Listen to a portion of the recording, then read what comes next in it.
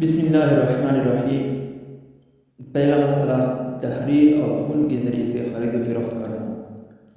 خرید و فروخت جس طرح زبان سے ہو سکتی ہے، اسی طرح بوقتی ضرورت مراسلت اور خط کتابت کے ذریعے سے بھی کی جا سکتی ہے، لیکن اس میں شرط یہ ہے کہ بیچنے والی چیز اور اس کی قیمت تحریر کر کے مناسب طور پر متعین کر دی جائے، اور معاملہ میں ایسا کوئی ہم باقی نہ رہے کہ آئندہ اس سے کوئی نزاع یعنی کہ کوئی جھگڑا پیدا ہو جائے، جھگڑا پیدا ہونے کا کوئی اندیشہ نہ ہو، تو اس صورت میں تحریراً یعنی خط و کتابت کے ذریعے سے خرید و فروخت کرنا جائز ہے۔ لیکن اس کے لیے ایک اور دوسری شرط بھی ہے۔ دوسری شرط اس کے لیے یہ ہے کہ خریدی اور بیچی جانے والی چیز، جو بندہ کوئی چیز خرید لیتا ہے اور جو بندہ کوئی چیز بیچ دیتا ہے، وہ چیز سونے اور چاندی کی کوبیل سے نہ ہو، سونا اور چاندی نہ ہو اور اس کی کوبیل سے نہ ہو۔ یہ اس کا کیا مطلب؟ اس کا یہ مطلب یہ ہے کہ کرنسی نہ ہو، قیمت والی چیز نہ ہو، کہ جو بطور قیمت ادا کی جاتی ہے وہ اشیاء نہ ہو، کیونکہ جو قیمت ہوتی ہے سونا چاندی یا قیمت مطلب کرنسی ہوتے ہیں، نوٹ ہوتے ہیں یا سکے ہوتے ہیں، درہم و دینار بھی آج کل ہے، وہ سونے اور چاندی کے ہوتے ہیں یا وہ ہے، تو ان کا آپس میں تبادلہ کرتے وقت مجلس ہی میں قبضہ کرنا شرط ہوتا ہے کہ جانبین خریدنے والے اور فروخت کرنے والے دونوں ایک ہی مجلس میں ہو، اور جب جس مجلس میں بیع ہو جائے، خرید و فروخت کا معاملہ ہو جائے، تو اسی مجلس ہی میں ایک دوسرے پر قبضہ کر لیں۔ اور تیسری شرط یہ ہے کہ دونوں متجانسین نہ ہو۔ متجانسین کا مطلب یہ ہے کہ دونوں ایک جنس کی چیز نہ ہو، مطلب وہ جو بیچی جانے والی چیز ہے وہ بھی کپڑا ہے اور جو خریدی جانے والی چیز ہے وہ بھی کپڑا ہے۔ جب دونوں ایک جنس سے ہو، اس طرح کے دونوں جب ایک جنس سے ہو، تو وہاں پر بھی ادھار یعنی کہ قرضہ جائز نہیں ہوتا۔ تو ان کی جو صورت ہے یہ متجانسین کی، یہ خط و کتابت کے ذریعے سے جائز نہیں ہوگی، کیونکہ پھر دونوں ایک ہی مجلس میں قبضہ کرنا ان دونوں میں نہیں پایا جائے گا۔ جب قبضہ ایک مجلس میں نہیں پایا جائے گا تو اس میں ادھار لازم آئے گا، ادھار متجانسین میں جائز نہیں ہے، اور اس طرح کرنسی میں بھی ادھار جائز نہیں ہوتا۔ تحریراً خط و کتابت کے ذریعے سے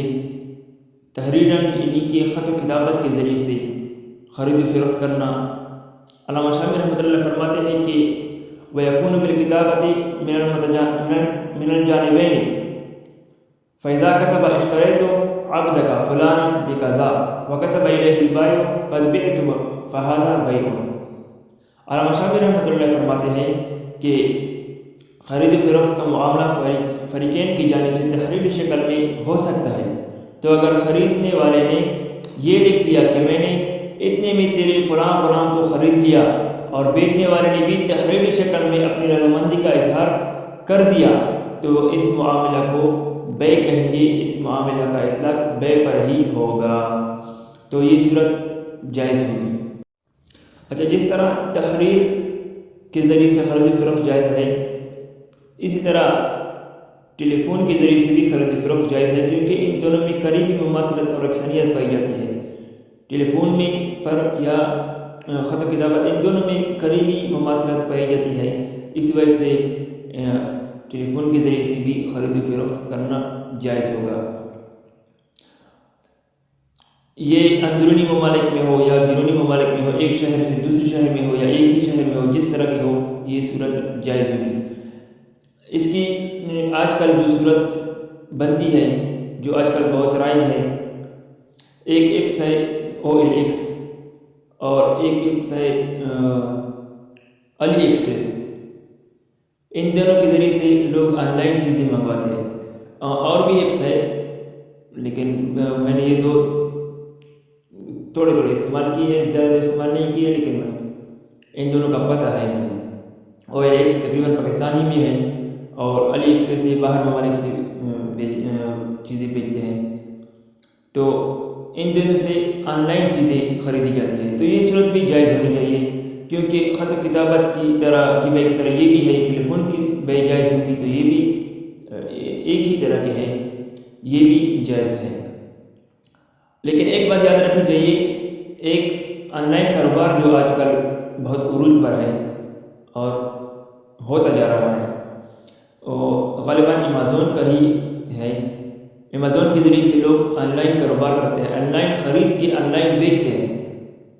اس کی صورت یہ ہوتی ہے کہ ایک بندہ کمپنی سے کوئی چیز خرید لیتا ہے اور پھر کمپنی اس کو سپلائی نہیں کرتی، بس یہ پیمنٹ کر لیتا ہے، پیسے دے دیتا ہے، لیکن کمپنی اس کو سپلائی نہیں کرتی۔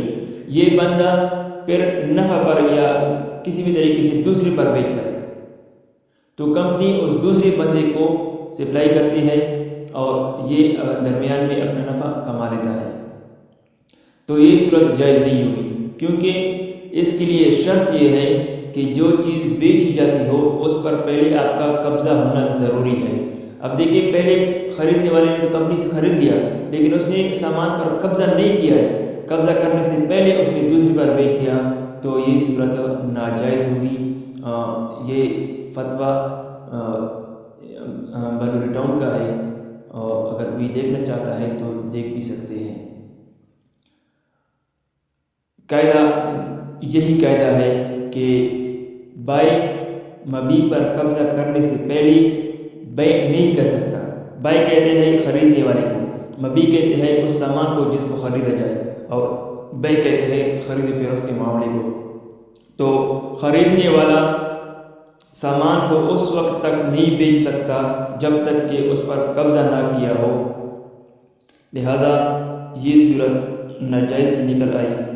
دوسرا مسئلہ گونگے کی خرید و فروخت کا جو حکم ہے وہ بیان کرنا ہے۔ تو دیکھیں، گونگے کے لیے جو اشارہ کے ذریعے سے خرید و فروخت کرنا ہوتا ہے، اشارہ کے ذریعے سے خرید و فروخت کرتا ہے، گونگا بول تو نہیں سکتا، تو اس کا یہ خرید و فروخت جائز ہوگا۔ اس طرح اگر وہ لکھ کر، پڑھا لکھا ہو، وہ لکھ کر خرید و فروخت کرتا ہے تو اس کا کر سکتا ہے۔ اس کے حق میں اشارہ زبانی ایجاب اور قبول کی قائم مقام ہوگا، کیونکہ دیکھیں فقہاء کرام نے بیعت عادی کو جائز قرار دیا ہے۔ بیعت عادی میں آدمی کو قدرت بھی ہوتی ہے کہ وہ ایجاب اور قبول زبان سے کر لے، لیکن وہ پھر بھی نہیں کرتے۔ فقہاء نے اس کو جائز قرار دیا ہے۔ بیعت عادی کسی کہتے ہیں، یہ پہلے میں نے بتایا تھا کہ بیعت عادی کسی کہتے ہیں۔ بیعت عادی میں ایک آ کے سامان اٹھا لیتا ہے، پیسے دے دیتا ہے اور زبان سے کوئی بات نہیں کرتے۔ باہر کے جو پوری تعریف تھی وہ میں نے بتائی تھی کہ بیعت عادی ہوتی کیسی ہے، کسے کہتے ہیں۔ تو ان بیعت عادی میں صحیح سلامت بندے کو اجازت ہوتی ہے، حالانکہ وہ قادر بھی ہوتے ہیں زبان سے بولنے پر، تو گونگا تو زبان سے بولنے پر قادر ہی نہیں ہے، جبکہ انسان ہونے کے ناطے اس کے بھی معاملات میں خرید و فروخت وغیرہ کی ضرورت ہے، لہذا اس کے حق میں یہی اشارہ یا لکائی، یہ فقہاء کرام نے اس کو کہا ہے کہ یہ گویائی یعنی کہ زبان سے کہنے کے قائم مقام ہوگی۔ وآخر دعوانا ان الحمد للہ رب العالمین۔